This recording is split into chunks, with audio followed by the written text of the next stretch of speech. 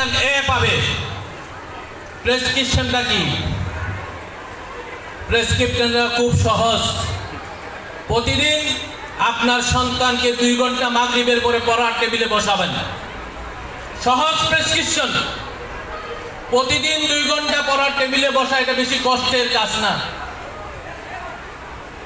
তাও ডিসেম্বর মাস পুরোটাই ছুটি দিলাম, 11 মাস বসাতে পারবেন আপনারা? অভিভাবক যারা আছেন পারবেন না। তারপরও আমি সপ্তাহে আরো একদিন বাদ দিলাম, শুক্রবার বাদ দিলাম। সপ্তাহে 6 দিন পারবেন তো? আরো একদিন ছুটি, সপ্তাহে 5 দিন কিন্তু বসাবেন। আপনার সন্তানকে সপ্তাহে 5 দিন পড়ার টেবিলে আপনি বসাবেন, নিশ্চিত করবেন। ছেলে কি পড়লো না পড়লো বই নিয়ে ঘাটাঘাটি করলেও হবে। 1 দিন 2 দিন 3 দিন পড়বে না, 4th দিন সে পড়তে বাধ্য হবে। তার মনের ভিতর সেই স্পিডটা আসবে। আপনার সন্তানকে শুধু আপনি এইটুকু বসে রাখার দায়িত্বটা যদি নিতে পারেন, আমার বিশ্বাস যে আপনার সন্তান কোনো ক্লাসে ফেল করবে না এবং প্রতিটি ক্লাসে ভালো রেজাল্টের মাধ্যমে পরের ক্লাসে উন্নীত হবে।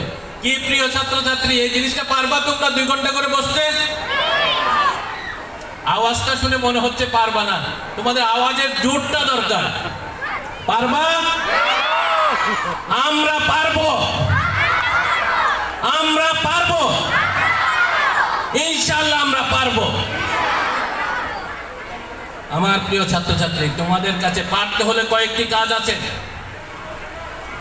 তোমরা তোমাদের মা বাপকে শ্রদ্ধা করতে হবে।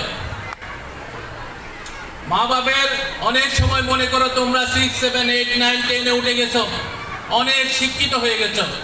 মা বাবা লেখাপড়া করে নাই, রিক্সা চালক, অনেকে দিন মজুর, অনেকে কৃষি কাজ করে। তাই বলে তুমি মনে করো যে তোমার মা বাবা কিছু বুঝে না, তুমি সব কিছু বুঝতেছো। এই মানসিকতা পরিহার করতে হবে। মা বাবা প্রকৃতি থেকে যে জ্ঞানটা লাভ করে, সেই জ্ঞানের মাধ্যমে তোমাকে শাসন করবে, তোমাকে উপদেশ দিবে। কখনো কোনো মা বাবা কোনো সন্তানকে খারাপ উপদেশ দিতে পারে না, এটা আমি বিশ্বাস করি। এবং পৃথিবীতে কোনো ধর্ম খারাপ কাজ করতে বলে নাই। তোমরা যে ধর্ম অনুসরণ করো না কেন, সেই ধর্মের কাজগুলো তোমরা মেনে চলবা, ধর্মীয় অনুশাসন মেনে চলবা, তাহলে তোমরা কখনো খারাপ কাজ করতে পারবে না।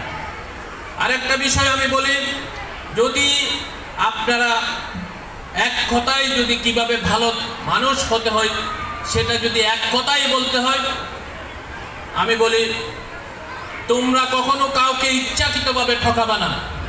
এই এক লাইনের উক্তি তোমার মনে যদি থাকে যে তুমি যে হও ইচ্ছাকৃতভাবে কাউকে ঠকাবা না, তাহলে তুমি কখনো খারাপ কাজ করতে পারবে না এবং তোমার দ্বারা কখনো খারাপ কাজ হবে না এবং যার মাধ্যমে তোমার চারিত্রিক বৈশিষ্ট্য হবে উন্নত এবং তুমি মুরব্বীদের শ্রদ্ধা করবে, শিক্ষক মণ্ডলীদেরকে শ্রদ্ধা করতে শিখবে, পাশাপাশি তোমাদের জীবনের লক্ষ্য পূরণের দিকে এগিয়ে যাবে।